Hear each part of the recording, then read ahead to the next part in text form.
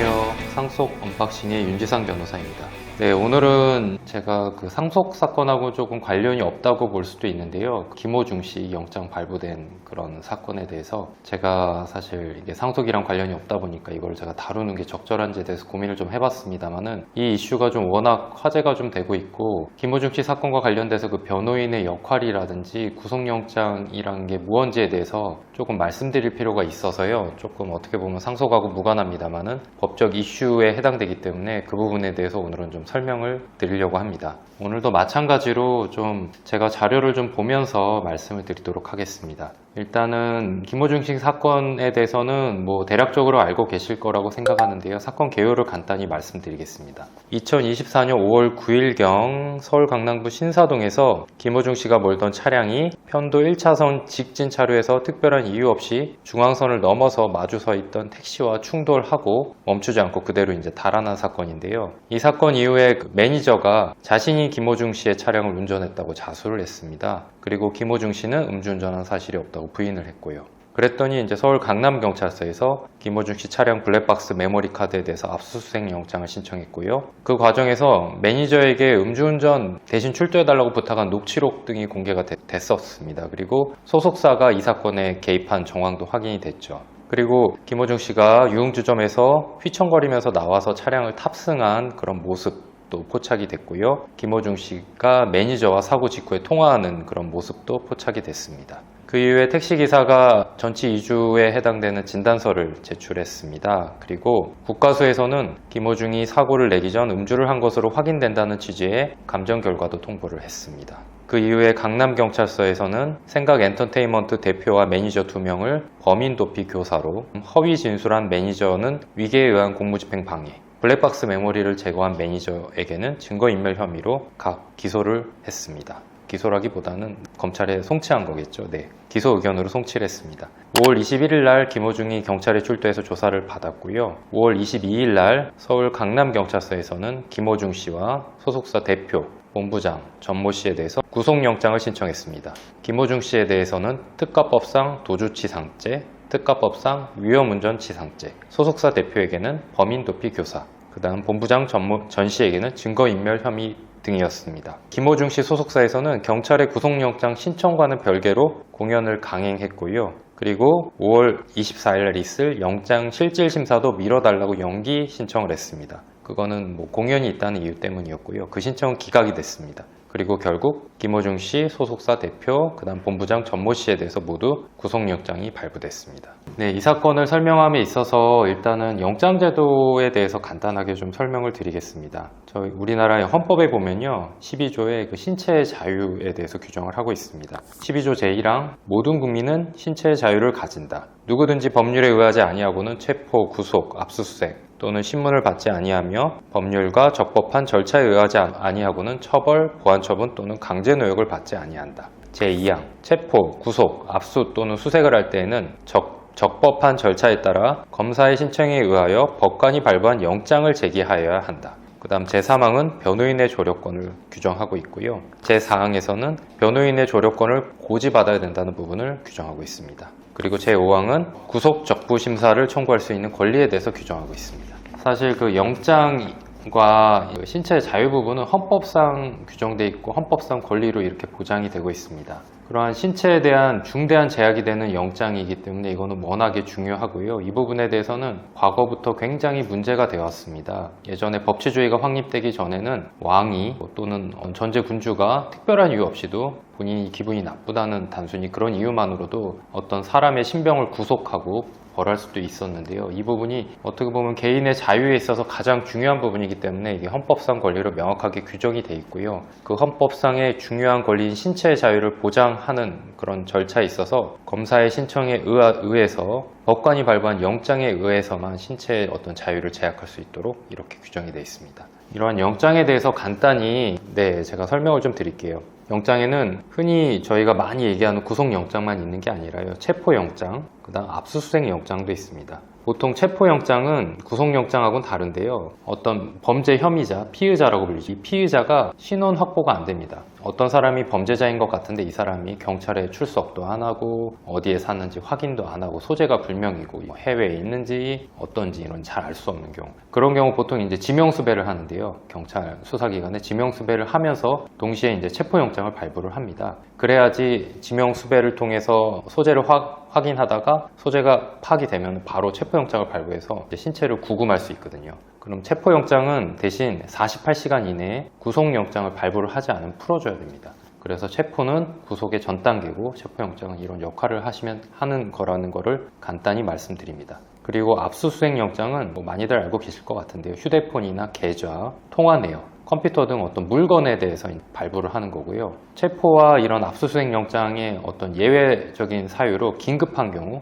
또는 뭐 현행범 체포 같은 경우는 영장이 없어도 가능합니다. 다만 48시간 이내에 법관으로 하여금 그 영장을 사후에 이렇게 발급받도록 되어 있습니다. 그 다음은 지금 이 사안에서도 문제되는 거고요. 가장 흔하게 많이 문제되는 구속영장에 대해서 좀 말씀을 드리겠습니다. 사실 이제 구속영장은 과연 언제 발부되는 거고 어떤 식으로 발부되는 건지에 대해서 이제 사실 논란이 굉장히 많습니다. 이게 뭐 명확한 기준은 있는 거냐. 특히나 구속영장에 대해서는 구속영장이 발부되면 일반 다른 재판 절차와는 달리 그거에 대해서 적극적으로 뭐 항고나 어떤 항소나 이런 거를 통해 다툴 수도 없습니다. 사실상 이제 단심인데요. 하지만 또 신체 자유를 구속하는 굉장히 중요한 절차이기 때문에 이 구속에 대해서는 굉장히 사실 언론에서도 관심이 많고요. 많은 분들이 관심이 굉장히 많고 발부 기준이 뭐냐에 대해서도 항상 여러 가지 논란이 있습니다. 이 부분에 대해서 제가 간단히 좀 말씀을 드리겠습니다. 일단 영장은 영장의 신청과 발부 이렇게 두 가지로 좀 나눠서 생각하셔야 됩니다. 영장의 신청은 헌법에 보면 검사로 아까 명확하게 규정이 돼 있다고 하셨죠. 보통은 경찰 또는 검사가 수사를 하고요. 이 부분에 대해서 구속영장을 신청할지 여부를 정해서 경찰이 신청하는 경우는 검사의 판단을 받고 검사의 지휘를 받아서 영장을 신청하게 돼 있습니다. 결국 영장이라는 거는 어떻게 보면 검사, 더 넓게 보면은 이제 수사기관에서 이제 신청을 한다고 보시면 될 것 같은데요. 이러한 영장의 신청은 수사기관에 굉장히 큰 재량이고 힘이기도 합니다. 따라서 뒤에서 이제 말씀을 드리겠지만 어떤 사건이 형사사건에 연루됐을 때 수사기관에 대해서 과연 어떠한 입장을 취하셔야 되는지에 대해서는 그거는 이제 변호인의 조력하에 변호인과 상의해서 결정을 하셔야 됩니다만은 수사기관은 굉장히 큰 어떻게 보면은 재량이 있습니다. 수사에 있어서 어디까지 수사를 할 건지, 어떤 방식으로 기소를 할 건지, 영장을 발부할 건지, 나중에는 구형을 어떻게 할 건지 등 여러 가지로 재판 및 수사 절차에 있어서 굉장히 광범위한 재량이 있기 때문에요. 수사기관에 대해서는 가능하면 최대한 협조를 하시는 게 굉장히 중요합니다. 100% 이거는 내가 다툴 수 있다. 나는 100% 내가 잘못한 게 없고 도저히 이거는 인정할 수 없는 부분이고 내가 밝힐 수도 있다. 이런 부분을 제외하고는 수사에 있어서 초기 단계부터 저는 적극적으로 수사기관에 협조를 하시고 수사기관과 절대 적대적인 관계를 유지하셔서는 안 된다는 걸 조언을 드리고 싶습니다. 네, 그 다음 구속영장 어떤 경우에 발부되는지, 일단 영장은 신청은 된 거죠. 그럼 그 이후에 어떤 경우에 구속영장이 발부되는 건지에 대해서 말씀을 드리겠습니다. 그러면은 결국 구속요건에 대해서 영장 담당 판사님이 심리를 하게 되는데요. 이 부분에 대해서 심리의 3단계라는 표현을 했습니다. 첫 번째, 범죄 혐의의 상당성에 대해서 어느 정도 소명이 되는지에 대해서 판단을 하고요. 결국 실제 범죄가 있는 것 같은지, 이 부분이 결국 범죄 혐의의 상당성에 대한 소명이 되겠죠. 판사님이 보셨더니 이건 범죄는 인정될 것 같다. 이 정도의 판단은 있으셔야 되는 거죠. 그 다음 단계로는요, 구속사유의 존부에 대해서 판단을 합니다. 법에 구속사유가 규정이 되어 있습니다. 주거부정, 증거인멸 우려, 도주 또는 도망 우려. 이게 구속사유라고 딱 규정이 되어 있는데요. 이러한 사유에 해당되는지에 대해서 판단을 하십니다. 그리고 다음으로는 범죄 혐의도 인정이 돼요. 그리고 구속의 사유도 인정이 돼요. 그 다음 단계로 과연 구속이 필요한지, 이 필요성에 대해서도 한 번 더 판단을 합니다. 그리고 이 심리의 3단계에는 포함되지 않았습니다만은 이 외에 추가적으로 조금 고려되는 요소들이 있습니다. 이 부분에 대해서 좀 말씀을 드리겠습니다. 범죄 혐의의 상당성에 대해서는 제가 아까도 간단히 말씀드렸지만 판사님이 기록을 보시고 이건 범죄가 맞는 것 같다. 그리고 피의자, 이 연관된 분이 범죄를 저지른 것 같다. 이런 판단을 일단 해야 됩니다. 그 다음이 이제 구속 사유의 존부에 대한 판단인데요. 일단 주거부정부터 먼저 말씀을 드리겠습니다. 주거부정이라는 게 왜 구속사유인지에 대해서 좀 생각을 해보셔야 되는데요. 주거가 부정하다는 거는 형사 재판을 함에 있어서 구속하지 않으면 재판에 출석하지 않을 가능성이 꽤 있다는 겁니다.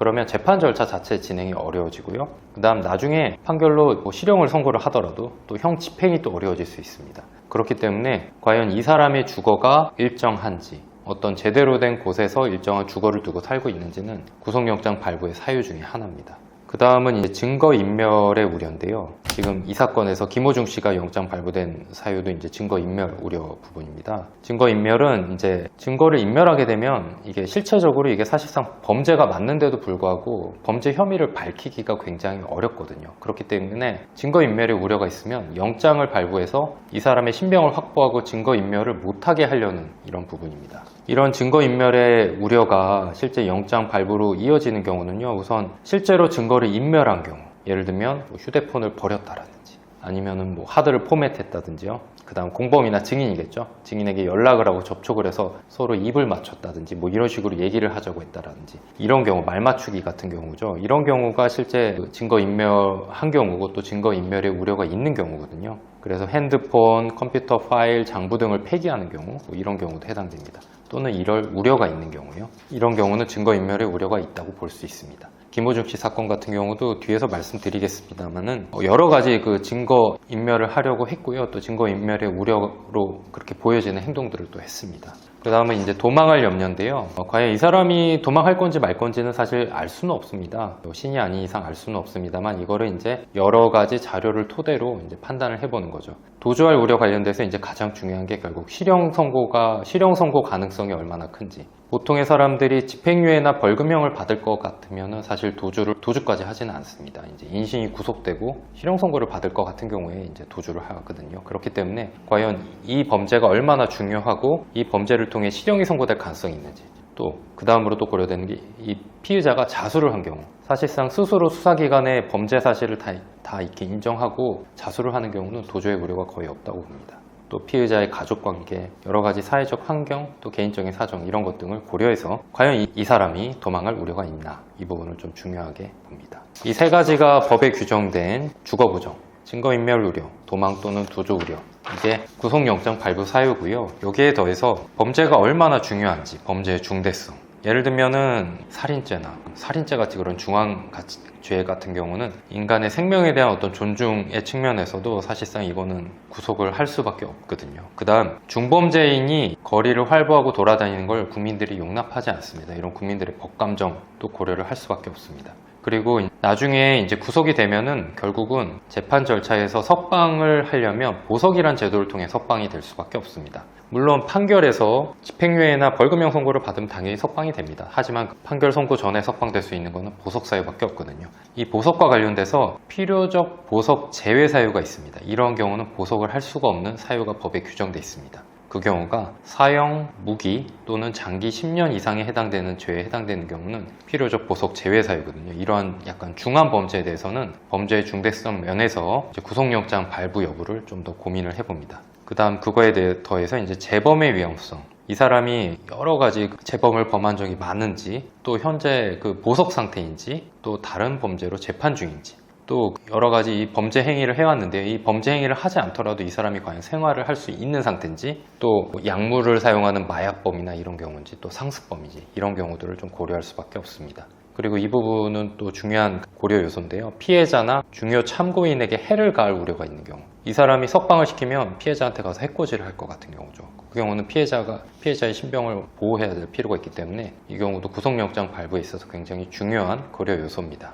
결국 판사님들이 영장을 발부함에 있어서, 그리고 수사기관에서 영장을 신청함에 있어서 여러 가지 사유들을 이렇게 고려를 해서 수사기관에서는 영장의 신청 여부를, 영장 담당 판사님은 영장의 발부 여부를 그렇게 검토해서 결정을 하게 됩니다. 이러한 여러 가지 사유를 알고 계시는 게 구속영장을 신청을 당하지 않을 수 있는 여러 가지 굉장히 중요한 고려사항이고요. 또 구속영장을 신청했다고 할 때 어떻게 해야지만 구속영장을 발부하지 않게 할 수 있는지 굉장히 중요한 고려 요소라고 생각합니다. 다음으로 이제 가수 김호중 씨 사건과 관련돼서 제가 좀 말씀을 드리겠습니다. 오늘 신문에도 나왔는데요. 이거 굉장히 진짜 어떻게 이렇게 대응을 못할 수가 있나. 이런 기사들이 많이 나오고 있고 또 SNS상에도 그런 얘기들이 많거든요. 사실상 좀 제가 봐도 너무 좀 어이없게 잘못 대응을 했습니다. 이 부분에 대해서 기본적으로 상식선으로도 좀 알아두실 필요가 있을 것 같아서 저도 좀 말씀을 드리겠습니다. 일단은 첫 번째부터 말씀을 드리겠습니다. 김호중 씨가 일단 처음에 사고를 냈죠. 그 상황에서 이제 결국 도주를 했습니다. 뺑소니를 했죠.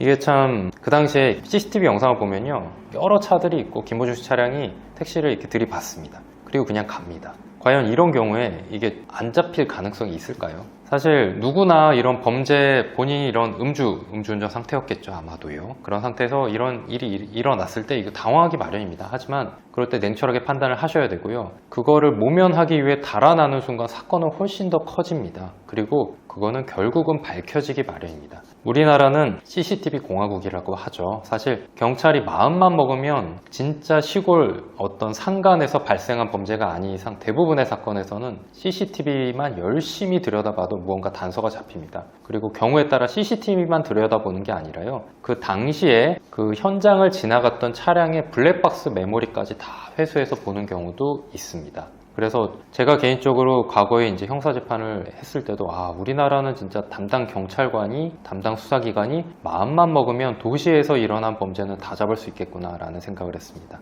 게다가 이 사건 같은 경우는 유명인의 사건이죠. 이런 경우는 당연히 경찰에서 최대한 조사를 할 수밖에 없고요. 이거는 밝혀질 확률이 사실상 100%라고 보시면 됩니다. 이런 단계에서 도주를 하신 건데요. 사실 음주운전으로 인한 처벌은 통상 2회 정도까지는 벌금형입니다. 경우에 따라 집행유예가 되기도 합니다만은 음주운전은 보통 한 차례 벌금, 두 차례 집행유예, 세 차례 실형, 이런 식으로 좀 단계적으로 처벌이 되거든요. 하지만 이게 도주가 돼서 도주 차량이 되면은 그러면 얘기가 완전히 달라집니다. 그래서 만약에 이런 상황이 발생하면 무조건 차량을 멈추고 차량에서 내려서 상황을 확인하고 피해자와 연락처를 주고받고 보험회사에 신고를 하셔야 됩니다. 경우에 따라 경찰에 신고하시는 게 또 나으실 수도 있고요.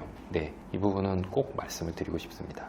그리고 그 첫 단추를 잘못 끼셨죠, 김 씨는요. 두 번째, 일단 너무 놀라서 뺑소니를 했습니다. 뺑소니까지는 했어요. 그 다음 정신을 차렸습니다. 그럼 어떻게 해야 될까요? 그 상황에서는 최대한 빨리 소속사와 통화를 하고요. 그 다음 피해자를 확인해서 피해자와 합의를 하시고 수사기관에 자수를 하셔야 됩니다. 이 사건 뺑소니는 살짝 박은 정도고요. 상해죄가 인정되는지도 사실 명확하지 않은 사건입니다. 사실 그 부분은 나중에 법정에서 다툼이 될 수도 있겠죠. 그런 경우에는 굉장히 뺑소니라고 하더라도 절대 중한 죄가 아니거든요. 게다가 자수까지 하면 더더군다나 자수로 인해서 경하게 처벌되실 수 있습니다. 그래서 바로 피해자와 연락을 취하시고 합의를 시도하시고 수사기관에 자수를 하셔야 됩니다. 그래야지 뺑소니를 했다고 하더라도 그 본인이 음주운전 이후에 발생한 그런 잘못된 부분에 대해서 조금이라도 선처를 받을 수가 있습니다. 그 다음 세 번째, 자수도 못 하셨어요. 그리고 피해자와 합의도 못 하셨어요. 그럼 어떻게 해야 되냐? 그러면 수사기관에 출석해서 순순히 인정을 하셨어야 됩니다. 그리고 관련된 모든 증거는 다 제출을 하시고 협조를 하셔야 됩니다. 매니저가 이 사건에서 스스로 자신이 운전한 것처럼 이제 자백을 했는데요. 이거는 진짜 매니저가 수사 전문가, 수사관 분들의 그런 추궁을 당해낼 수가 없습니다. 그리고 여러 가지 재반 증거 등을 수사기관에서 확보한 상태에서 조사를 하기 때문에요. 대부분의 사건에서 대부분 다 자백을 할 수밖에 없습니다. 네, 이거는 사실 명백합니다. 그렇기 때문에 이 단계에서도 굉장히 잘못을 하신 거고요. 그냥 순순히 나가서 내가 음주운전했고 내가 놀라서 뺑소니도 했다. 그리고 무서워서 바로 출석도 못했다. 이렇게 순순히 다 인정을 하시고 수사에 협조를 하시는 게 그나마 모든 사건에 있어서 수사기관을 자극하지 않고 수사기관으로 하여금 그래 너 한번 나랑 한번 해보자. 갈 때까지 한번 가보자. 이런 마음을 먹지 않도록 할 수 있는 굉장히 중요한 조치라고 생각합니다. 그런데 김호중 씨 사건에서는 반대로 했죠. 블랙박스 메모리 훼손하고요. 아이폰 자료도 협조하지 않았고요. 그리고 매니저가 출두했죠. 아까 말씀드린 대로요. 이거는 굉장히 수사기관으로 하여금 영장을 청구할 수 있는 굉장히 중요한 빌미를 만들어 주시는 거라고 생각하시면 됩니다. 대부분의 음주 사건, 그 다음 뺑소니, 이 정도의 그런 상해 정도의 뺑소니 사건 같은 경우는 구속영장이 발부되지 않습니다. 구속영장이 발부되는 경우는요, 특가법상 도주 치사죄, 사람을 치고 그냥 갔는데 사람이 사망한 경우, 굉장히 중한 상해인데 사람을 버리고 유기하고 그냥 가서 사람이 사망한 경우, 보통 이런 경우에 이제 영장이 발부됩니다. 사람이 뭐 음주운전을 했다라든지 뭐 사람이 조금 다쳤다든지 이런 경우는 절대 영장이 발부되지가 않습니다. 그럼에도 불구하고 김호중 씨가 이런 여러 가지 증거인멸을 하려고 했고 수사에 협조하지 않았기 때문에 수사기관으로 하여금 영장을 청구할 수 있는 오히려 빌미를 제공한 거죠. 이 부분에 대해서 다시 한번 강조를 드리면 수사기관에 있어서 수사의 재량은 상당합니다. 수사기관이 어디까지 수사를 할지, 어느 범위까지 공소를 제기할지에 대해서는 굉장히 큰 재량이 있기 때문에 100% 수사기관을 상대로 해서 싸워서 이기실 생각이 없으면 협조를 하셔야 되고요. 절대 수사기관을 적으로 돌리시면 안 됩니다. 과연 이 사건에서 제가 다시금 말씀드렸습니다만은 구속영장을 발부한 사안인가? 절대 아닙니다. 단순한 음주운전, 특가법상 도주치상 이런 거 영장 발부되지 않습니다. 그런데 증거인멸에 해당될 사유가 있기 때문에 영장이 신청이 된 겁니다. 그런데 여기서 또 악수를 하나 더 두죠. 영장 실질심사에 신문기일 변경 신청을 합니다. 담당 판사님의 입장이라고 생각을 해보세요. 김호중 씨가 이러한 잘못을 해서 영장이 발부됐습니다. 그런데 영장 신문기일 변경 신청을 합니다. 어떤 마음이 드시겠어요? 아, 진짜 아직도 정신을 못 차렸구나. 모르겠습니다. 그 피의자나 그분들의 입장에서는 콘서트 굉장히 중요하죠. 많은 팬들이 있고 그것과 관련되어 있는 돈의 문제가 굉장히 크죠. 하지만 어떠한 큰 잘못을 해서 영장까지 발부된 상황에서 본인에게 있어서 이것보다 더 중요한 절차는 없습니다. 사실 이러한 절차에 있어서 신문기일을 변경한다는 거는 진짜 특별한 사정을 제외하고는 절대 용인이 되지 않습니다. 판사님으로 하여금 굉장히 화를 내게 그렇게 만드는 상황이고요. 판사님 개인이 화를 내는 게 아니라 여러 대중과 사회나 다른 범죄자들과의 형평이나 이런 면에서 비춰볼 때는 이거는 좀 영장을 발부할 수밖에 없는, 엄벌에 처해야 되는 이런 사안으로 간주가 될 수밖에 없죠. 이거는 굉장히 최악의 수로 보입니다. 네, 그래서 이제 가수 김호중 씨 사건 관련돼서 어떤 형사 변호인이 얼마나 중요한지, 그 변호인과 어떤 협의, 협력 이런 거를 통해 수사기관이라든지 구속영장 발부에 대해서 어떻게 대응을 하셔야 되는지, 또 어떤 경우에 구속영장이 과연 발부되고 구속영장이 발부되지 않기 위해서는 어떤 식의 조치를 하셔야 되는지 이런 부분에 대해서 간단하게 말씀을 드렸습니다. 좀 어떻게 보면은 좀 무미건조하고 재미가 없으셨을 수도 있는데요. 네, 그래도 뭐 제 나름대로는 여러분들께 조금이라도 도움이 되고자 이런 오늘 영상을 제작하게 되었습니다. 마지막으로 하나 더 말씀드리면 과연 이제 그 김호중 씨 사건에 있어서 실제 양형이 어떻게 될지 실제 재판으로 가서요. 이 부분을 좀 예상을 조심스럽지만 해보면요. 사실 김호중 씨 사건은 실형이 나올 사건은 전혀 아닙니다. 다만 김호중 씨가 지금까지 본인에게 너무나 그런 어떻게 보면 수사기관이나 담당 판사님으로 하여금 엄벌에 처하고 영장이 발부되고 굉장히 중하게 처벌될 수밖에 없는 행보를 계속 취해 오셨거든요. 이러한 행보를 계속 취해 온다면 실형이 나올 수도 있습니다. 하지만 이 사안 자체는 절대 실형이 나올 만한 사안이 아니라는 것을 다시 한번 좀 말씀을 드리겠습니다. 이러한 사안에서 도대체 이런 김호중 씨 같은 굉장히 어떻게 보면 사회적으로 중요한 분이 이렇게 구속이 됐다는 부분이 굉장히 안타깝고요. 이 부분에 대해서 또 꼭 좀 알리고 싶어서 이렇게 영상을 촬영하게 됐습니다. 네, 이상 마치겠습니다. 그리고 구독과 좋아요 끝으로 부탁드립니다. 감사합니다.